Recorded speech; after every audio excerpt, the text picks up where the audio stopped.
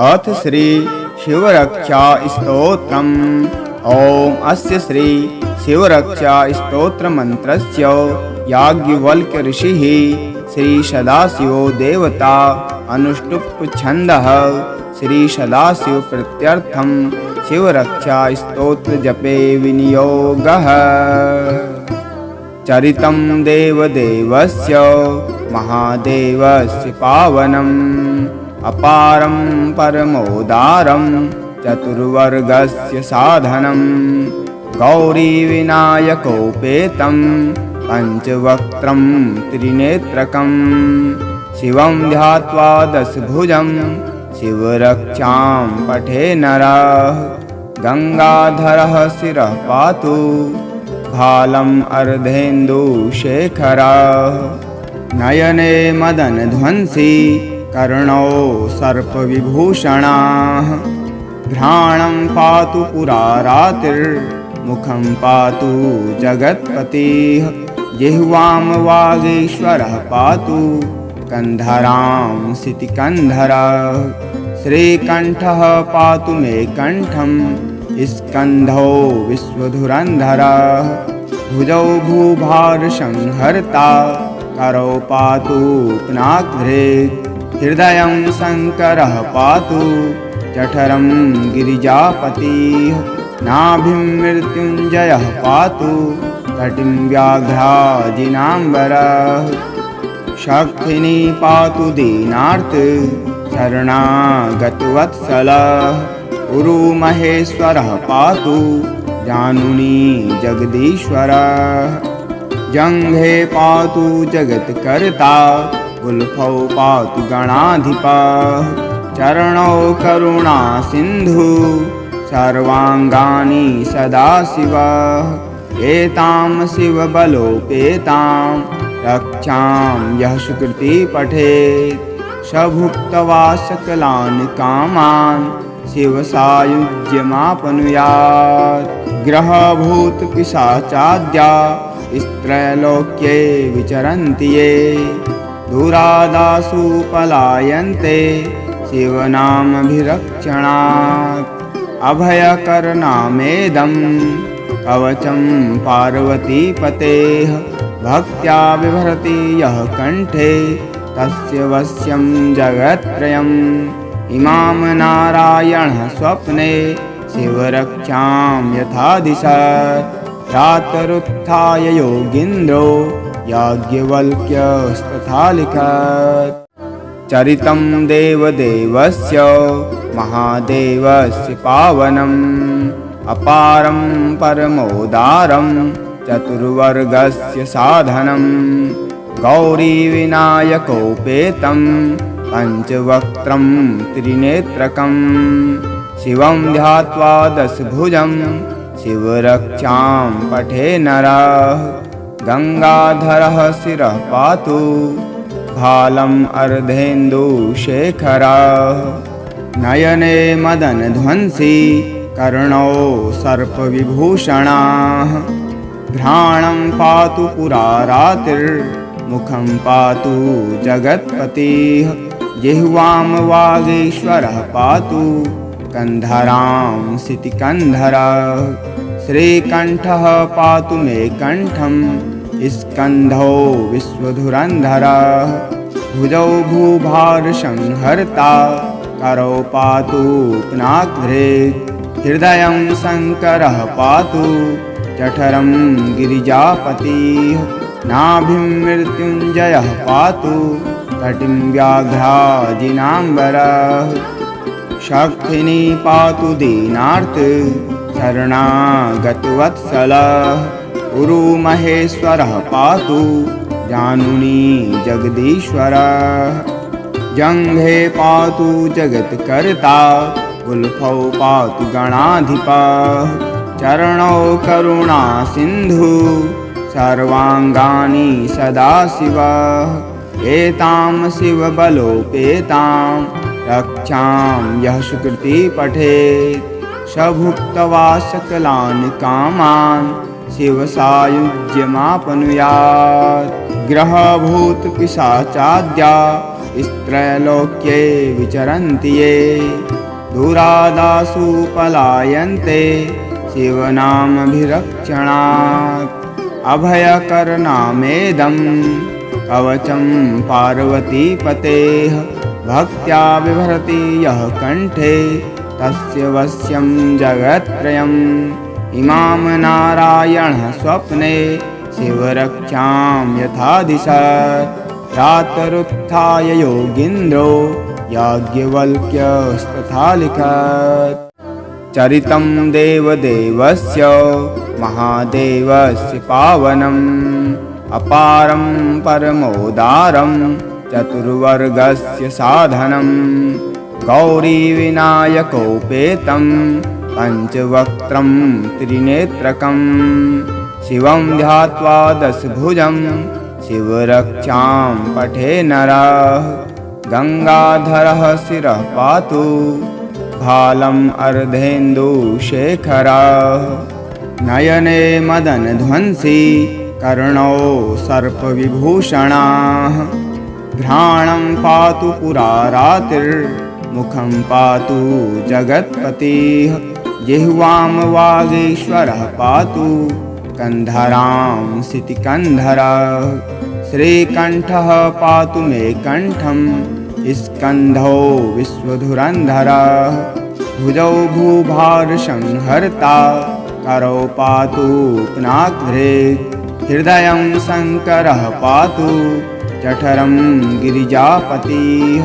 नाभिं मृत्युञ्जयः पातु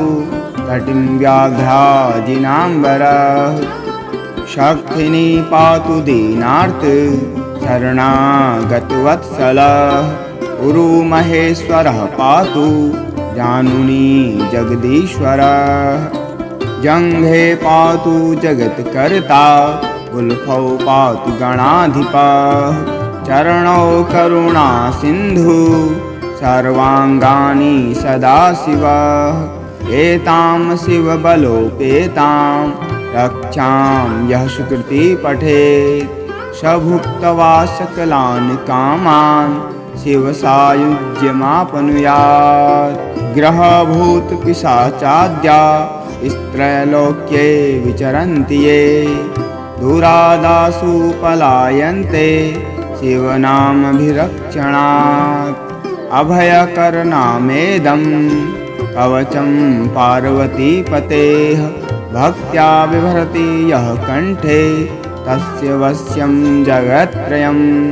इमां नारायणः स्वप्ने शिवरक्षां यथा दिशत् रातरुत्थाय योगीन्द्रो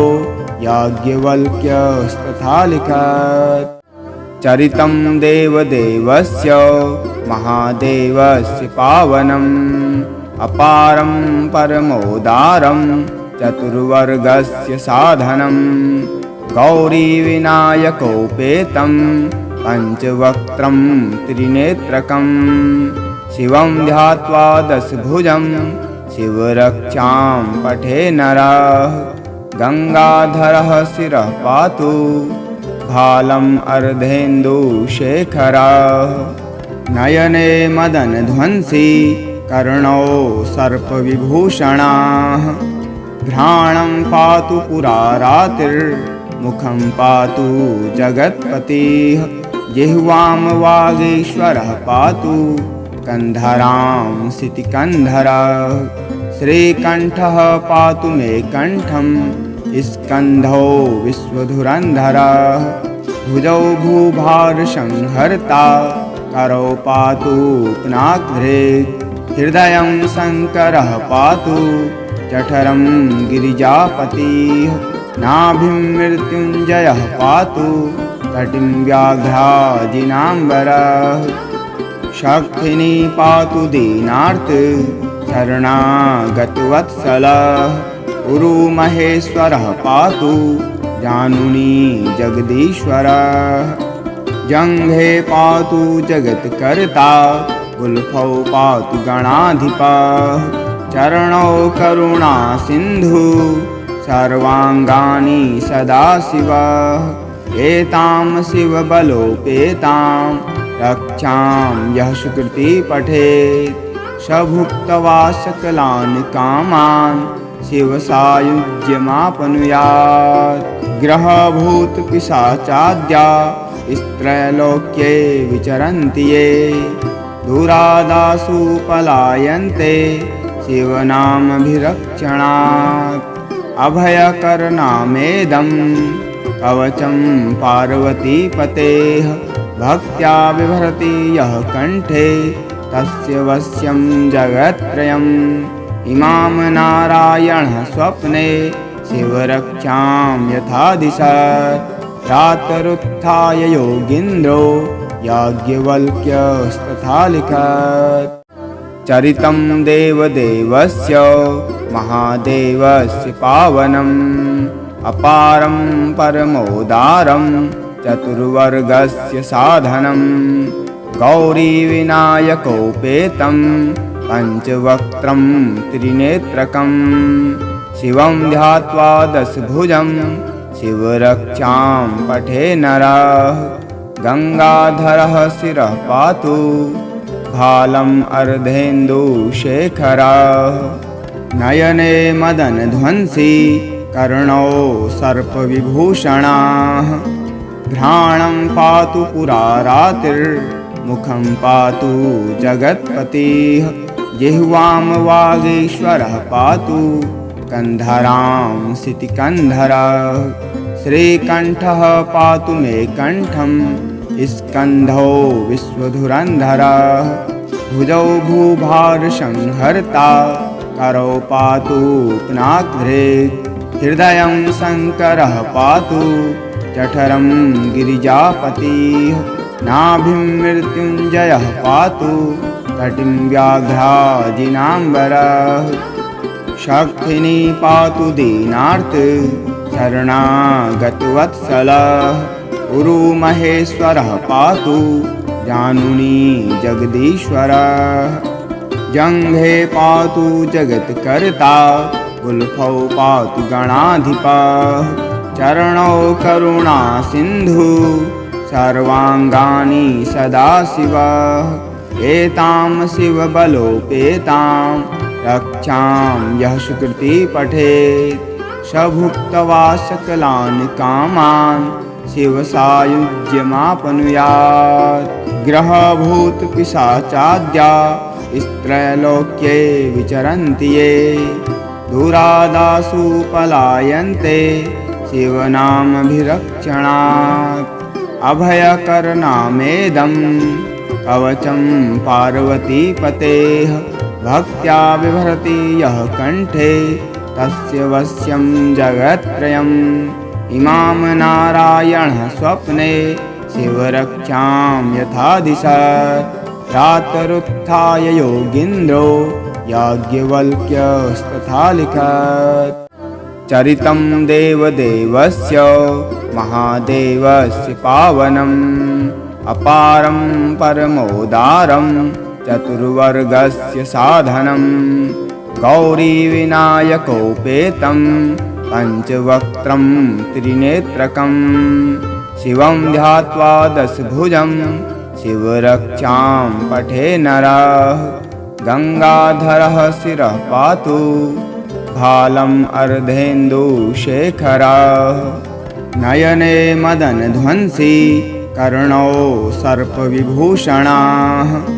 घ्राणं पातु पुरारातिर्मुखं पातु जगत्पतिः, जिह्वां वागीश्वरः पातु कन्धरां सितिकन्धरः। श्रीकण्ठः पातु मे कण्ठं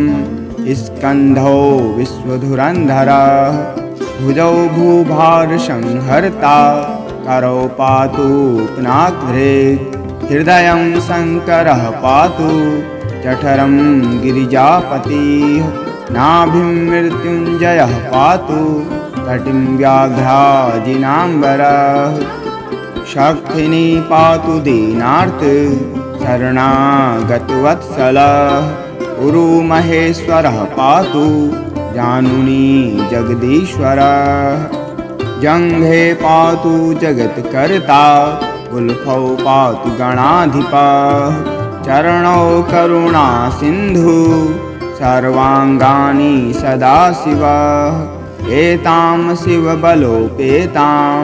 रक्षां यः सुकृति पठेत् स भुक्त्वा सकलान् कामान् शिवसायुज्यमाप्नुयात्। ग्रहभूतपिशाचाद्या स्त्रैलोक्ये विचरन्ति ये दुरादासु पलायन्ते शिवनामभिरक्षणात्। अभयकरनामेदं कवचं पार्वतीपतेः भक्त्या बिभ्रति यः कण्ठे तस्य वश्यं जगत्त्रयम्। इमां नारायणः स्वप्ने शिवरक्षां यथा दिशत् प्रातरुत्थाय योगीन्द्रो याज्ञवल्क्यस्तथा लिखत्। चरितं देवदेवस्य महादेवस्य पावनम् अपारं परमोदारं चतुर्वर्गस्य साधनं। गौरीविनायकोपेतं पञ्चवक्त्रं त्रिनेत्रकं शिवं ध्यात्वा दशभुजं शिवरक्षां पठे नरः। गङ्गाधरः शिरः पातु भालम् अर्धेन्दुशेखरः। नयने मदनध्वंसी कर्णौ सर्पविभूषणाः। घ्राणं पातु पुरारातिर्मुखं पातु जगत्पतिः। जिह्वां वागीश्वरः पातु कन्धरां सितिकन्धरः। श्रीकण्ठः पातु मे कण्ठं स्कन्धौ विश्वधुरन्धरः। भुजौ भूभारसंहर्ता करौ पातु पुनाग्रे। हृदयं शङ्करः पातु जठरं गिरिजापतिः। नाभिं मृत्युञ्जयः पातु तटिं व्याघ्राजिनाम्बरः। शक्तिनी पातु दीनार्त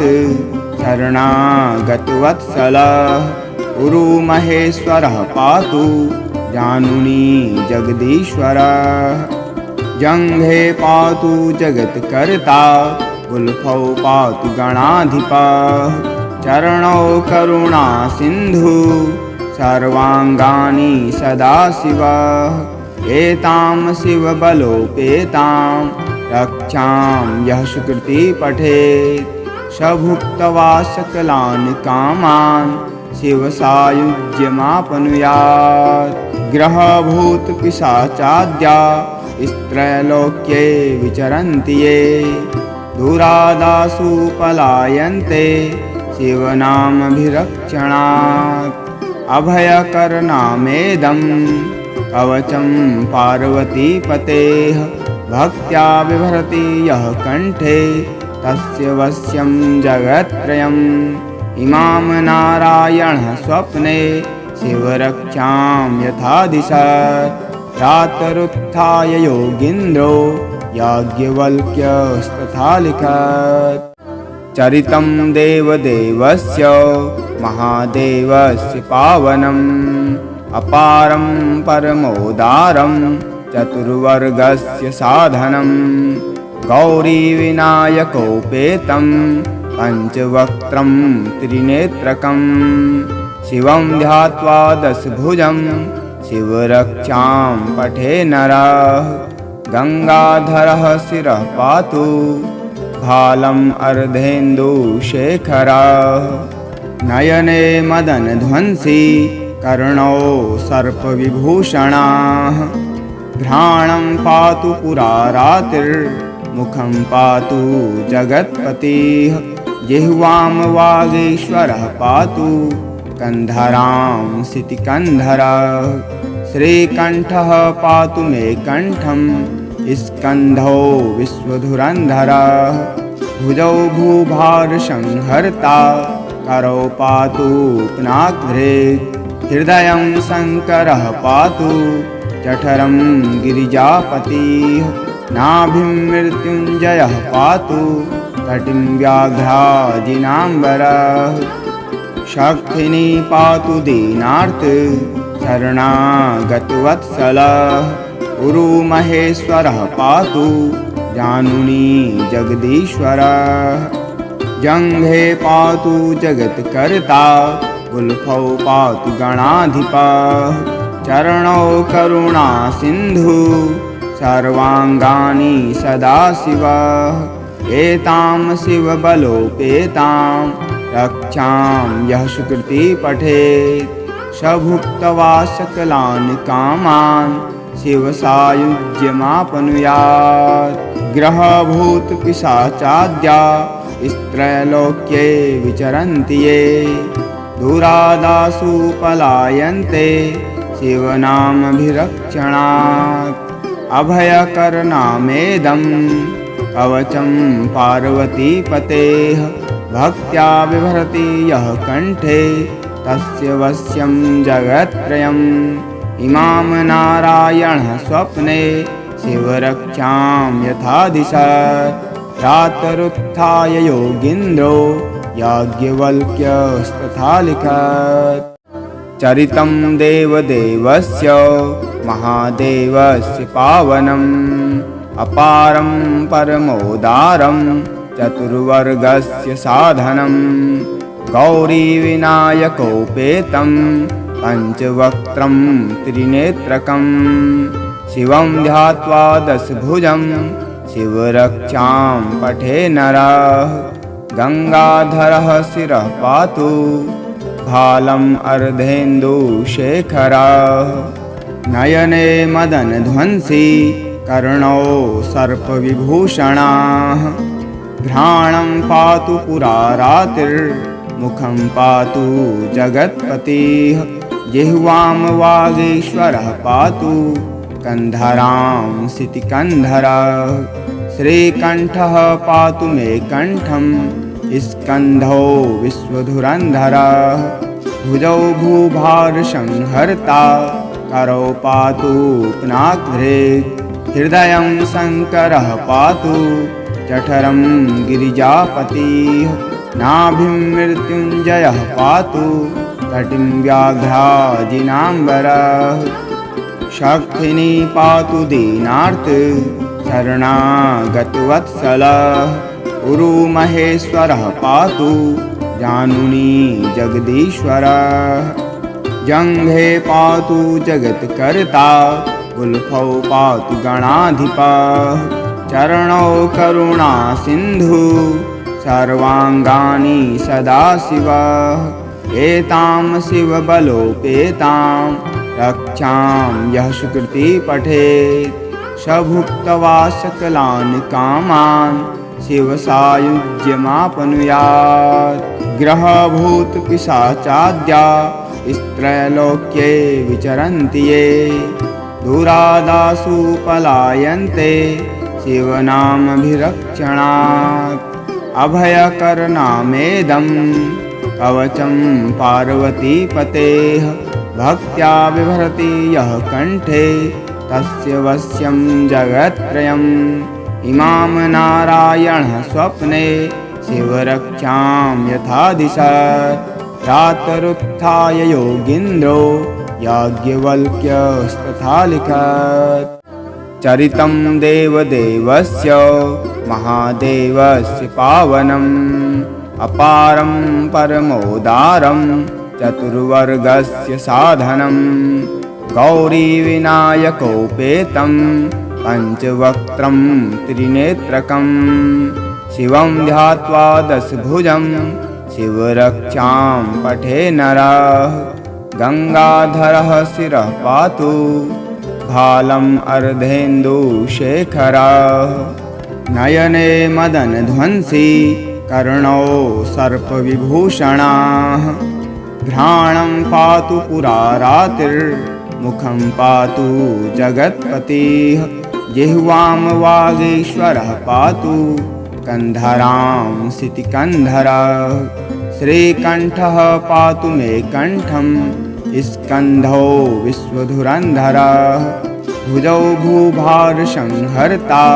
करौ पातु पुनाग्रे हृदयं शङ्करः पातु जठरं गिरिजापतिः नाभिं मृत्युञ्जयः पातु कटिं व्याघ्राजिनाम्बरः शक्तिनी पातु दीनार्त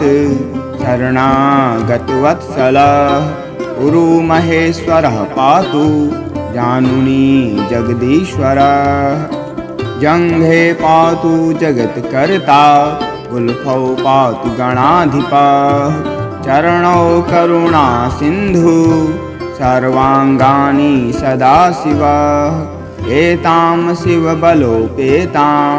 रक्षां यः सुकृति पठेत् स भुक्त्वा सकलान् कामान् शिवसायुज्यमाप्नुयात् ग्रहभूतपिशाचाद्या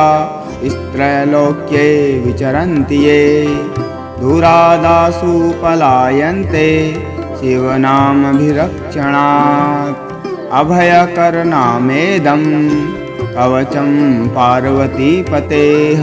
भक्त्या बिभ्रति यः कण्ठे तस्य वश्यं जगत्त्रयम् इमां नारायणः स्वप्ने शिवरक्षां यथा दिशत् प्रातरुत्थाय योगीन्द्रो याज्ञवल्क्यस्तथा लिखत् चरितं देवदेवस्य महादेवस्य पावनम् अपारं परमोदारं चतुर्वर्गस्य साधनं गौरीविनायकोपेतं पञ्चवक्त्रं त्रिनेत्रकं शिवं ध्यात्वा दशभुजं शिवरक्षां पठे नरः गङ्गाधरः शिरः पातु भालम् अर्धेन्दुशेखरः नयने मदनध्वंसी कर्णौ सर्पविभूषणाः घ्राणं पातु पुरारातिर्मुखं पातु जगत्पतिः जिह्वां वागीश्वरः पातु कन्धरां सितिकन्धरः श्रीकण्ठः पातु मे कण्ठं स्कन्धौ विश्वधुरन्धरः भुजौ भूभारसंहर्ता करौ पातु पुनाग्रे हृदयं शङ्करः पातु जठरं गिरिजापतिः नाभिं मृत्युञ्जयः पातु कटिं व्याघ्राजिनाम्बरः शक्तिनी पातु दीनार्त शरणागतवत्सलः उरुमहेश्वरः पातु जानुनी जगदीश्वरः जङ्घे पातु जगत्कर्ता गुल्फौ पातु गणाधिपः चरणौ करुणा सिन्धु सर्वाङ्गानि सदाशिवः एतां शिवबलोपेतां रक्षां यः सुकृति पठेत् स भुक्त्वा सकलान् कामान् शिवसायुज्यमाप्नुयात् ग्रहभूतपिशाचाद्या स्त्रैलोक्ये विचरन्ति ये दूरादासु पलायन्ते शिवनामभिरक्षणात् अभयकरनामेदं कवचं पार्वतीपतेः भक्त्या बिभ्रति यः कण्ठे तस्य वश्यं जगत्त्रयम् इमां नारायणः स्वप्ने शिवरक्षां यथा दिशत् प्रातरुत्थाय योगीन्द्रो याज्ञवल्क्यस्तथा लिखत् चरितं देवदेवस्य महादेवस्य पावनम् अपारं परमोदारं चतुर्वर्गस्य साधनं गौरीविनायकोपेतं पञ्चवक्त्रं त्रिनेत्रकं शिवं ध्यात्वा दशभुजं शिवरक्षां पठे नरः गङ्गाधरः शिरः पातु भालम् अर्धेन्दुशेखरः नयने मदनध्वंसी कर्णौ सर्पविभूषणाः घ्राणं पातु पुरारातिर्मुखं पातु जगत्पतिः जिह्वां वागीश्वरः पातु कन्धरां सितिकन्धरः श्रीकण्ठः पातु मे कण्ठं स्कन्धौ विश्वधुरन्धरः भुजौ भूभारसंहर्ता करौ पातु पुनाग्रे हृदयं शङ्करः पातु जठरं गिरिजापतिः नाभिं मृत्युञ्जयः पातु कटिं व्याघ्राजिनाम्बरः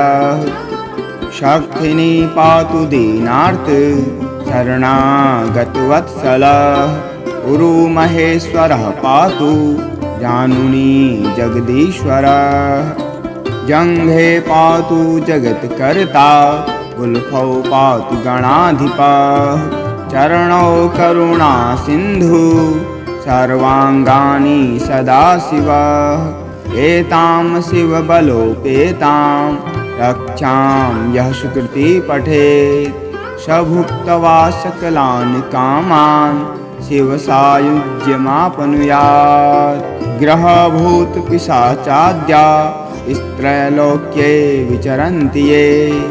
दुरादासु पलायन्ते शिवनामभिरक्षणात् अभयकरनामेदं कवचं पार्वतीपतेः भक्त्या बिभ्रति यः कण्ठे तस्य वश्यं जगत्त्रयम् इमां नारायणः स्वप्ने शिवरक्षां यथा दिशत् प्रातरुत्थाय योगीन्द्रो याज्ञवल्क्यस्तथा लिखत् चरितं देवदेवस्य महादेवस्य पावनम् अपारं परमोदारं चतुर्वर्गस्य साधनं गौरीविनायकोपेतं पञ्चवक्त्रं त्रिनेत्रकं शिवं ध्यात्वा दशभुजं शिवरक्षां पठे नरः गङ्गाधरः शिरः पातु भालम् अर्धेन्दुशेखरः नयने मदनध्वंसी कर्णौ सर्पविभूषणाः घ्राणं पातु पुरारातिर्मुखं पातु जगत्पतिः जिह्वां वागीश्वरः पातु कन्धरां सितिकन्धरः श्रीकण्ठः पातु मे कण्ठं स्कन्धौ विश्वधुरन्धरः भुजौ भूभारसंहर्ता करौ पातु पुनाग्रे हृदयं शङ्करः पातु जठरं गिरिजापतिः नाभिं मृत्युञ्जयः पातु कटिं व्याघ्राजिनाम्बरः शक्तिनी पातु दीनार्थ शरणागतवत्सलः उरुमहेश्वरः पातु जानुनी जगदीश्वरः जङ्घे पातु जगत्कर्ता गुल्फौ पातु गणाधिपः चरणौ करुणा सिन्धु सर्वाङ्गानि सदाशिवः एतां शिवबलोपेतां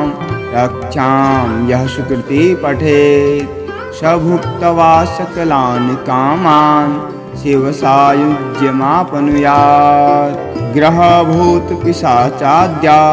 स्त्रैलोक्ये विचरन्ति ये दुरादासु पलायन्ते शिवनामभिरक्षणात् अभयकरनामेदं कवचं पार्वतीपतेः भक्त्या बिभ्रति यः कण्ठे तस्य वश्यं जगत्त्रयम् इमां नारायणः स्वप्ने शिवरक्षां यथा दिशत् प्रातरुत्थाय योगीन्द्रो याज्ञवल्क्यस्तथा लिखत् चरितं देवदेवस्य महादेवस्य पावनम् अपारं परमोदारं चतुर्वर्गस्य साधनं गौरीविनायकोपेतं पञ्चवक्त्रं त्रिनेत्रकं शिवं ध्यात्वा दशभुजं शिवरक्षां पठे नरः गङ्गाधरः शिरः पातु भालम् अर्धेन्दुशेखरः नयने मदनध्वंसी कर्णौ सर्पविभूषणाः घ्राणं पातु पुरारातिर्मुखं पातु जगत्पतिः जिह्वां वागीश्वरः पातु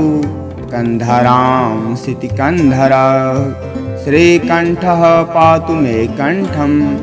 स्कन्धौ विश्वधुरन्धरः भुजौ भूभारसंहर्ता करौ पातु पुनाग्रे हृदयं शङ्करः पातु जठरं गिरिजापतिः नाभिं मृत्युञ्जयः पातु कटिं व्याघ्राजिनाम्बरः शक्तिनी पातु दीनार्त शरणागतवत्सलः उरुमहेश्वरः पातु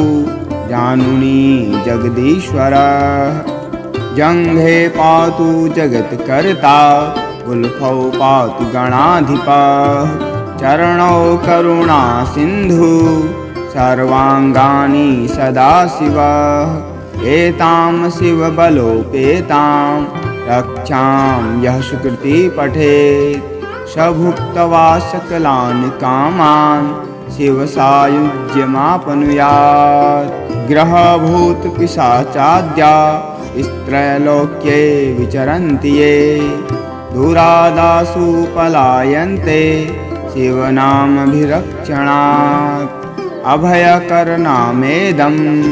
कवचं पार्वतीपतेः भक्त्या बिभर्ति यः कण्ठे तस्य वश्यं जगत्त्रयम् इमां नारायणः स्वप्ने शिवरक्षां यथा दिशत् रातरुत्थाय योगीन्द्रो याज्ञवल्क्यस्तथा लिखत् चरितं देवदेवस्य महादेवस्य पावनम् अपारं परमोदारं चतुर्वर्गस्य साधनं गौरीविनायकोपेतं पञ्चवक्त्रं त्रिनेत्रकं शिवं ध्यात्वा दशभुजं शिवरक्षां पठे नरः गङ्गाधरः शिरः पातु भालम् अर्धेन्दुशेखरः नयने मदनध्वंसी कर्णौ सर्पविभूषणाः घ्राणं पातु पुरारातिर्मुखं पातु जगत्पतिः जिह्वां वागीश्वरः पातु कन्धरां सितिकन्धरः श्रीकण्ठः पातु मे कण्ठं स्कन्धौ विश्वधुरन्धरः भुजौ भूभारसंहर्ता करौ पातु पुनाग्रे हृदयं शङ्करः पातु जठरं गिरिजापतिः नाभिं मृत्युञ्जयः पातु कटिं व्याघ्राजिनाम्बरः शक्तिनी पातु दीनार्त शरणागतवत्सलः उरुमहेश्वरः पातु जानुनी जगदीश्वरः जङ्घे पातु जगत्कर्ता गुल्फौ पातु गणाधिपः चरणौ करुणा सिन्धु सर्वाङ्गानि सदाशिवः एतां शिवबलोपेतां रक्षां यः सुकृति पठेत् स भुक्त्वा सकलान् कामान् शिवसायुज्यमाप्नुयात् ग्रहभूतपिशाचाद्या स्त्रैलोक्ये विचरन्ति ये दूरादासु पलायन्ते शिवनामभिरक्षणात् अभयकरनामेदं कवचं पार्वतीपतेः भक्त्या बिभर्ति यः कण्ठे तस्य वश्यं जगत्त्रयम् इमां नारायणः स्वप्ने शिवरक्षां यथा दिशत् रातरुत्थाय योगीन्द्रो याज्ञवल्क्यस्तथा लिखत् चरितं देवदेवस्य महादेवस्य पावनम् अपारं परमोदारं चतुर्वर्गस्य साधनं गौरीविनायकोपेतं पञ्चवक्त्रं त्रिनेत्रकं शिवं ध्यात्वा दशभुजं शिवरक्षां पठे नरः गङ्गाधरः शिरः पातु भालम् अर्धेन्दुशेखरः नयने मदनध्वंसी कर्णौ सर्पविभूषणाः घ्राणं पातु पुरारातिर्मुखं पातु जगत्पतिः जिह्वां वागीश्वरः पातु कन्धरांसिति कन्धरः श्रीकण्ठः पातु मे कण्ठं स्कन्धौ विश्वधुरन्धरः भुजौ भूभारसंहर्ता करौ पातु पुनाग्रे हृदयं शङ्करः पातु जठरं गिरिजापतिः नाभिं मृत्युञ्जयः पातु तटिं व्याघ्राजिनाम्बरः शक्तिनी पातु दीनार्त शरणागतवत्सलः उरुमहेश्वरः पातु जानुनी जगदीश्वरः जङ्घे पातु जगत्कर्ता गुल्फौ पातु गणाधिपः चरणौ करुणा सिन्धु सर्वाङ्गानि सदाशिवः एतां शिवबलोपेतां रक्षां यः सुकृति पठेत् स भुक्त्वा सकलान् कामान् शिवसायुज्यमाप्नुयात् ग्रहभूतपिशाचाद्या स्त्रैलोक्ये विचरन्ति ये दूरादासु पलायन्ते शिवनामभिरक्षणात् अभयकरनामेदं कवचं पार्वतीपतेः भक्त्या बिभ्रति यः कण्ठे तस्य वश्यं जगत्त्रयम् इमां नारायणः स्वप्ने शिवरक्षां यथा दिशत् प्रातरुत्थाय योगीन्द्रो याज्ञवल्क्यस्तथा लिखत् चरितं देवदेवस्य महादेवस्य पावनम् अपारं परमोदारं चतुर्वर्गस्य साधनं गौरीविनायकोपेतं पञ्चवक्त्रं त्रिनेत्रकं शिवं ध्यात्वा दशभुजं शिवरक्षां पठे नरः गङ्गाधरः शिरः पातु भालम् अर्धेन्दुशेखरः नयने मदनध्वंसी कर्णौ सर्पविभूषणाः घ्राणं पातु पुरारातिर्मुखं पातु जगत्पतिः जिह्वां वागीश्वरः पातु कन्धरांसिति कन्धरः श्रीकण्ठः पातु मे कण्ठं स्कन्धौ विश्वधुरन्धरः भुजौ भूभारसंहर्ता करौ पातु पुनाग्रे हृदयं शङ्करः पातु जठरं गिरिजापतिः नाभिं मृत्युञ्जयः पातु तटिं व्याघ्राजिनाम्बरः शक्तिनी पातु दीनार्त शरणागतवत्सलः उरुमहेश्वरः पातु जानुनी जगदीश्वरः जङ्घे पातु जगत्कर्ता गुल्फौ पातु गणाधिपः चरणौ करुणा सिन्धु सर्वाङ्गानि सदाशिवः एतां शिवबलोपेतां रक्षां यः सुकृति पठेत् स भुक्त्वा सकलान् कामान् शिवसायुज्यमाप्नुयात् ग्रहभूतपिशाचाद्या स्त्रैलोक्ये विचरन्ति ये दूरादासु पलायन्ते शिवनामभिरक्षणात् अभयकरनामेदं कवचं पार्वतीपतेः भक्त्या बिभ्रति यः कण्ठे तस्य वश्यं जगत्त्रयम् इमां नारायणः स्वप्ने शिवरक्षां यथा दिशत् प्रातरुत्थाय योगीन्द्रो याज्ञवल्क्यस्तथा लिखत् चरितं देवदेवस्य महादेवस्य पावनम् अपारं परमोदारं चतुर्वर्गस्य साधनं गौरीविनायकोपेतं पञ्चवक्त्रं त्रिनेत्रकं शिवं ध्यात्वा दशभुजं शिवरक्षां पठे नरः गङ्गाधरः शिरः पातु भालम् अर्धेन्दुशेखरः नयने मदनध्वंसी कर्णौ सर्पविभूषणाः घ्राणं पातु पुरारातिर्मुखं पातु जगत्पतिः जिह्वां वागीश्वरः पातु कन्धरां सितिकन्धरः श्रीकण्ठः पातु मे कण्ठं स्कन्धौ विश्वधुरन्धरः भुजौ भूभारसंहर्ता करौ पातु पिनाग्रे हृदयं शङ्करः पातु जठरं गिरिजापतिः नाभिं मृत्युञ्जयः पातु कटिं व्याघ्राजिनाम्बरः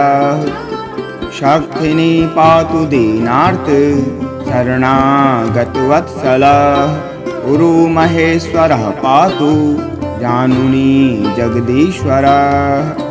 जङ्घे पातु जगत्कर्ता गुल्फौ पातु गणाधिपः चरणौ करुणा सिन्धु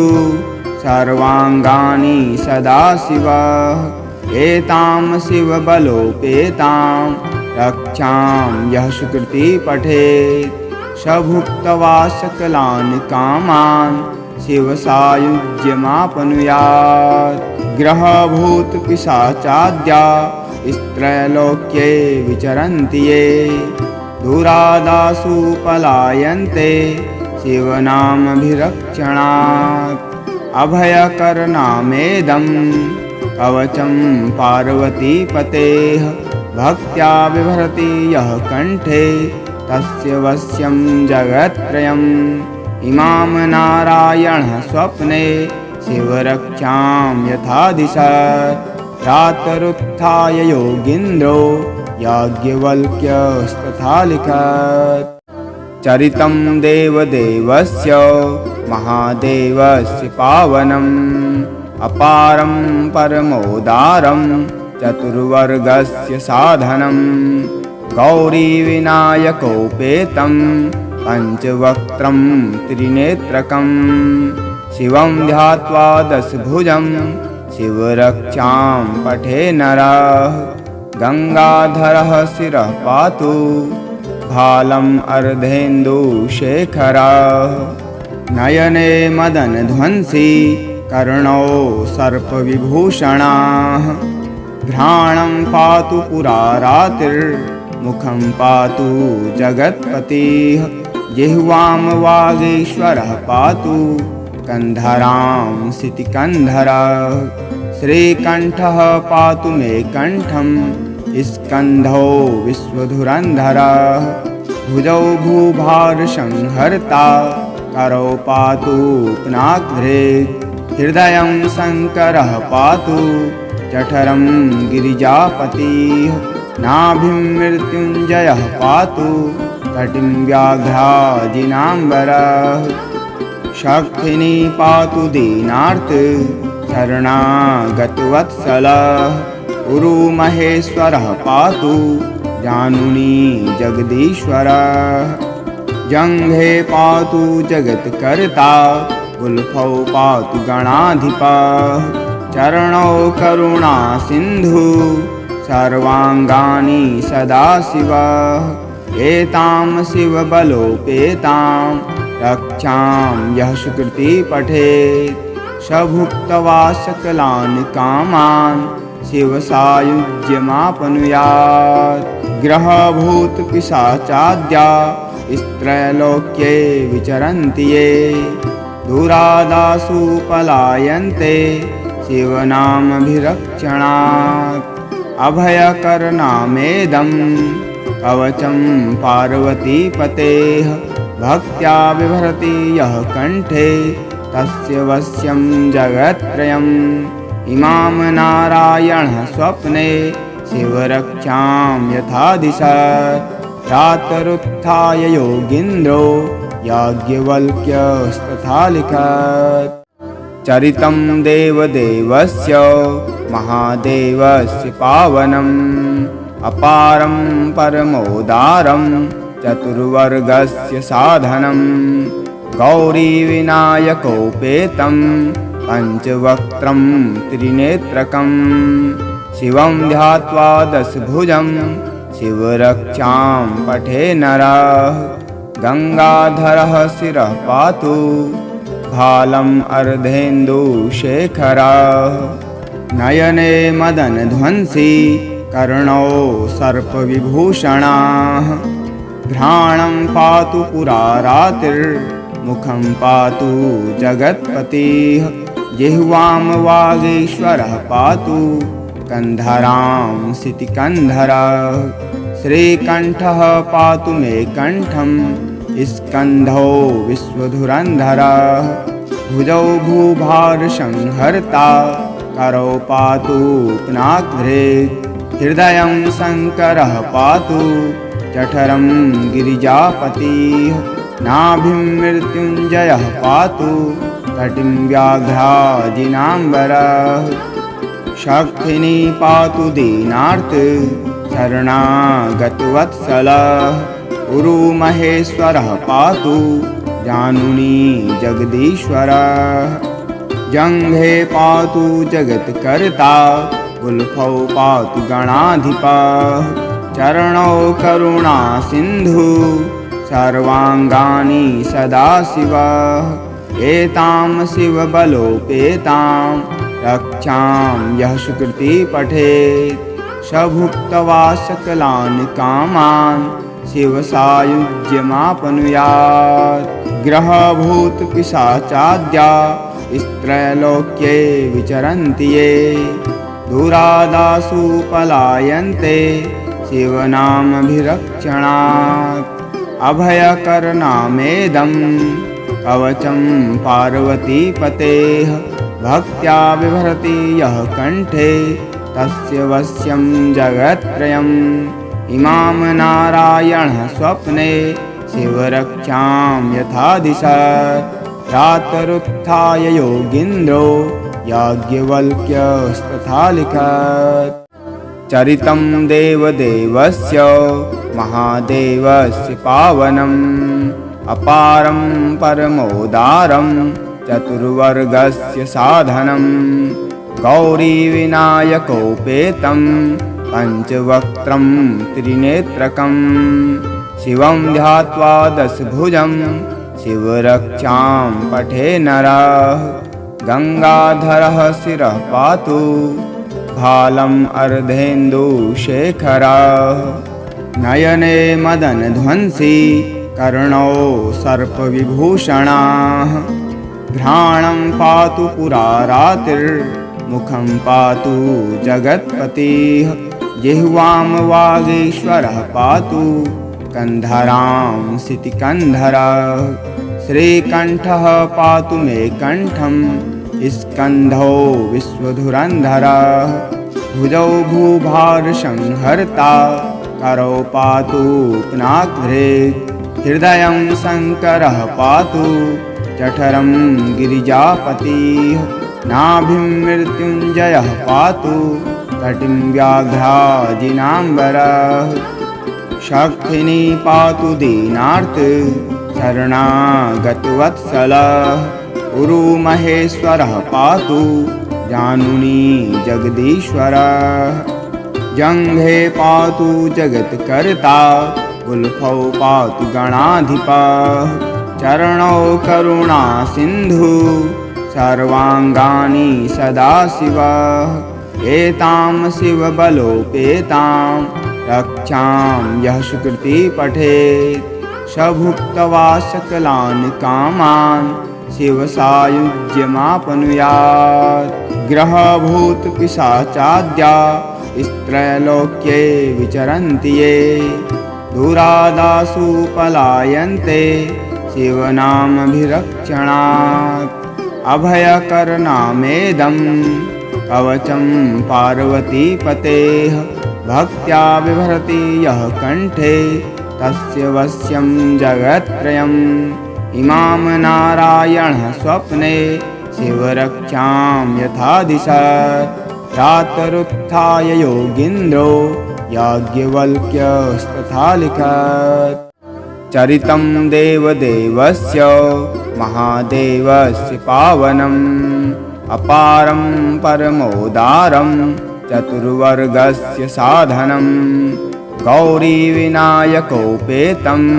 पञ्चवक्त्रं त्रिनेत्रकं शिवं ध्यात्वा दशभुजं शिवरक्षां पठे नरः गंगाधरः शिरः पातु भालम् अर्धेन्दुशेखरः नयने मदनध्वंसी कर्णौ सर्पविभूषणाः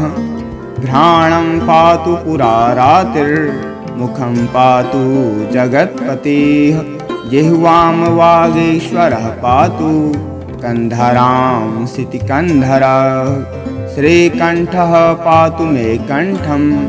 स्कन्धौ विश्वधुरन्धरः भुजौ भूभारसंहर्ता करौ पातु पुनाग्रे हृदयं शङ्करः पातु जठरं गिरिजापतिः नाभिं मृत्युञ्जयः पातु तटिं व्याघ्राजिनाम्बरः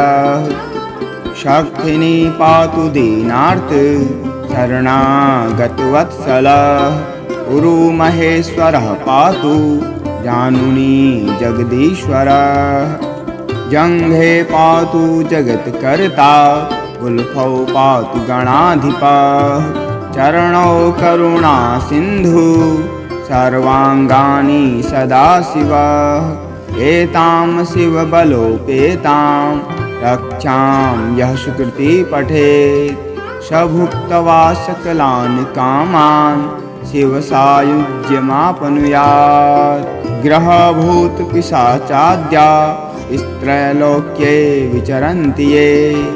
दूरादासु पलायन्ते शिवनामभिरक्षणात् अभयकरनामेदं कवचं पार्वतीपतेः भक्त्या बिभ्रति यः कण्ठे तस्य वश्यं जगत्त्रयम् इमां नारायणः स्वप्ने शिवरक्षां यथा दिशत् प्रातरुत्थाय योगीन्द्रो याज्ञवल्क्यस्तथा लिखत् चरितं देवदेवस्य महादेवस्य पावनम् अपारं परमोदारं चतुर्वर्गस्य साधनं गौरीविनायकोपेतं पञ्चवक्त्रं त्रिनेत्रकं शिवं ध्यात्वा दशभुजं शिवरक्षां पठे नरः गंगाधरः शिरः पातु भालम् अर्धेन्दुशेखरः नयने मदनध्वंसी कर्णौ सर्पविभूषणाः घ्राणं पातु पुरारातिर्मुखं पातु जगत्पतिः जिह्वां वागीश्वरः पातु कन्धरां सितिकन्धरः श्रीकण्ठः पातु मे कण्ठं स्कन्धौ विश्वधुरन्धरः भुजौ भूभारसंहर्ता करौ पातु पुनाग्रे हृदयं शङ्करः पातु जठरं गिरिजापतिः नाभिं मृत्युञ्जयः पातु तटिं व्याघ्राजिनाम्बरः शक्तिनी पातु दीनार्त शरणागतवत्सलः उरुमहेश्वरः पातु जानुनी जगदीश्वरः जङ्घे पातु जगत्कर्ता गुल्फौ पातु गणाधिपः चरणौ करुणा सिन्धु सर्वाङ्गानि सदाशिवः एतां शिवबलोपेतां रक्षां यः सुकृति पठेत् स भुक्त्वा सकलान् कामान् शिवसायुज्यमाप्नुयात् ग्रहभूतपिशाचाद्या स्त्रैलोक्ये विचरन्ति ये दूरादासु पलायन्ते शिवनामभिरक्षणात् अभयकरनामेदं कवचं पार्वतीपतेः भक्त्या बिभ्रति यः कण्ठे तस्य वश्यं जगत्त्रयम् इमां नारायणः स्वप्ने शिवरक्षां यथा दिशत् प्रातरुत्थाय योगीन्द्रो याज्ञवल्क्यस्तथा लिखत् चरितं देवदेवस्य महादेवस्य पावनम् अपारं परमोदारं चतुर्वर्गस्य साधनं गौरीविनायकोपेतं पञ्चवक्त्रं त्रिनेत्रकं शिवं ध्यात्वा दशभुजं शिवरक्षां पठे नरः गंगाधरः शिरः पातु भालम् अर्धेन्दुशेखरः नयने मदनध्वंसी कर्णौ सर्पविभूषणाः घ्राणं पातु पुरारातिर्मुखं पातु जगत्पतिः जिह्वां वागीश्वरः पातु कन्धरां सितिकन्धरः श्रीकण्ठः पातु मे कण्ठं स्कन्धौ विश्वधुरन्धरः भुजौ भूभारसंहर्ता करौ पातु पिनाग्रे हृदयं शङ्करः पातु जठरं गिरिजापतिः नाभिं मृत्युञ्जयः पातु कटिं व्याघ्राजिनाम्बरः शक्तिनी पातु दीनार्त शरणागतवत्सलः उरुमहेश्वरः पातु जानुनी जगदीश्वरः जङ्घे पातु जगत्कर्ता गुल्फौ पातु गणाधिपः चरणौ करुणा सिन्धु सर्वाङ्गानि सदाशिवः एतां शिवबलोपेतां रक्षां यः सुकृती पठेत् स भुक्त्वा सकलान् कामान् शिवसायुज्यमाप्नुयात् ग्रहभूतपिशाचाद्या स्त्रैलोक्ये विचरन्ति ये दुरादासु पलायन्ते शिवनामभिरक्षणात् अभयकरनामेदं कवचं पार्वतीपतेः भक्त्या बिभ्रति यः कण्ठे तस्य वश्यं जगत्त्रयम् इमां नारायणः स्वप्ने शिवरक्षां यथा दिशत् प्रातरुत्थाय योगीन्द्रो याज्ञवल्क्यस्तथा लिखत् चरितं देवदेवस्य महादेवस्य पावनम् अपारं परमोदारं चतुर्वर्गस्य साधनं गौरीविनायकोपेतं पञ्चवक्त्रं त्रिनेत्रकं शिवं ध्यात्वा दशभुजं शिवरक्षां पठे नरः गंगाधरः शिरः पातु भालम् अर्धेन्दुशेखरः नयने मदनध्वंसी कर्णौ सर्पविभूषणाः घ्राणं पातु पुरारातिर्मुखं पातु जगत्पतिः जिह्वां वागीश्वरः पातु कन्धरां सितिकन्धरः श्रीकण्ठः पातु मे कण्ठं स्कन्धौ विश्वधुरन्धरः भुजौ भूभारसंहर्ता करौ पातु पिनाग्रे हृदयं शङ्करः पातु जठरं गिरिजापतिः नाभिं मृत्युञ्जयः पातु कटिं व्याघ्राजिनाम्बरः शक्तिनी पातु दीनार्त शरणागतवत्सलः उरुमहेश्वरः पातु जानुनी जगदीश्वरः जङ्घे पातु जगत्कर्ता गुल्फौ पातु गणाधिपः चरणौ करुणा सिन्धु सर्वाङ्गानि सदाशिवः एतां शिवबलोपेतां रक्षां यः सुकृती पठेत् स भुक्त्वा सकलान् कामान् शिवसायुज्यमाप्नुयात् ग्रहभूतपिशाचाद्या स्त्रैलोक्ये विचरन्ति ये दुरादासु पलायन्ते शिवनामभिरक्षणात् अभयकरनामेदं कवचं पार्वतीपतेः भक्त्या बिभ्रति यः कण्ठे तस्य वश्यं जगत्त्रयम् इमां नारायणः स्वप्ने शिवरक्षां यथा दिशत् प्रातरुत्थाय योगीन्द्रो याज्ञवल्क्यस्तथा लिखत्। चरितं देवदेवस्य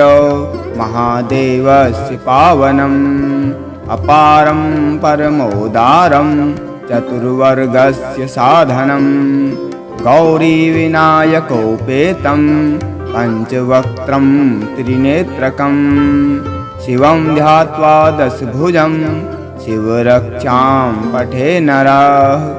गंगाधरः शिरः पातु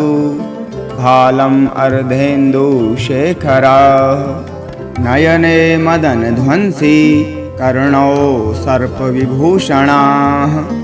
घ्राणं पातु पुरारातिर्मुखं पातु जगत्पतिः जिह्वां वागीश्वरः पातु कन्धरां सितिकन्धरः श्रीकण्ठः पातु मे कण्ठं स्कन्धौ विश्वधुरन्धरः भुजौ भूभारसंहर्ता करौ पातु पुनाग्रे हृदयं शङ्करः पातु जठरं गिरिजापतिः नाभिं मृत्युञ्जयः पातु कटिं व्याघ्राजिनाम्बरः शक्तिनी पातु दीनार्त शरणागतवत्सलः उरुमहेश्वरः पातु जानुनी जगदीश्वरः जङ्घे पातु जगत्कर्ता गुल्फौ पातु गणाधिपः चरणौ करुणा सिन्धु सर्वाङ्गानि सदाशिवः एतां शिवबलोपेतां रक्षां यः सुकृति पठेत् स भुक्त्वा सकलान् कामान् शिवसायुज्यमापनुयात् ग्रहभूतपिशाचाद्या स्त्रैलोक्ये विचरन्ति ये दूरादासु पलायन्ते शिवनामभिरक्षणात् अभयकरनामेदं कवचं पार्वतीपतेः भक्त्या बिभर्ति यः कण्ठे तस्य वश्यं जगत्त्रयम् इमां नारायणः स्वप्ने शिवरक्षां यथा दिशत् प्रातरुत्थाय योगीन्द्रो याज्ञवल्क्यस्तथा लिखत् चरितं देवदेवस्य महादेवस्य पावनम् अपारं परमोदारं चतुर्वर्गस्य साधनं गौरीविनायकोपेतं पञ्चवक्त्रं त्रिनेत्रकं शिवं ध्यात्वा दशभुजं शिवरक्षां पठे नरः गंगाधरः शिरः पातु भालम् अर्धेन्दुशेखरः नयने मदनध्वंसी कर्णौ सर्पविभूषणाः घ्राणं पातु पुरारातिर्मुखं पातु जगत्पतिः जिह्वां वागीश्वरः पातु कन्धरां सितिकन्धरः श्रीकण्ठः पातु मे कण्ठं स्कन्धौ विश्वधुरन्धरः भुजौ भूभारसंहर्ता करौ पातु पुनाग्रे हृदयं शङ्करः पातु जठरं गिरिजापतिः नाभिं मृत्युञ्जयः पातु कटिं व्याघ्राजिनाम्बरः शक्तिनी पातु दीनार्त शरणागतवत्सलः उरुमहेश्वरः पातु जानुनी जगदीश्वरः जङ्घे पातु जगत्कर्ता गुल्फौ पातु गणाधिपः चरणौ करुणा सिन्धु सर्वाङ्गानि सदाशिवः एतां शिवबलोपेतां रक्षां यः सुकृति पठेत् स भुक्त्वा सकलान् कामान् शिवसायुज्यमापनुयात् ग्रहभूतपिशाचाद्या स्त्रैलोक्ये विचरन्ति ये दूरादासु पलायन्ते शिवनामभिरक्षणात् अभयकरनामेदं कवचं पार्वतीपतेः भक्त्या बिभर्ति यः कण्ठे तस्य वश्यं जगत्त्रयम् इमां नारायणः स्वप्ने शिवरक्षां यथा दिशत् प्रातरुत्थाय योगीन्द्रो याज्ञवल्क्यस्तथा लिखत्।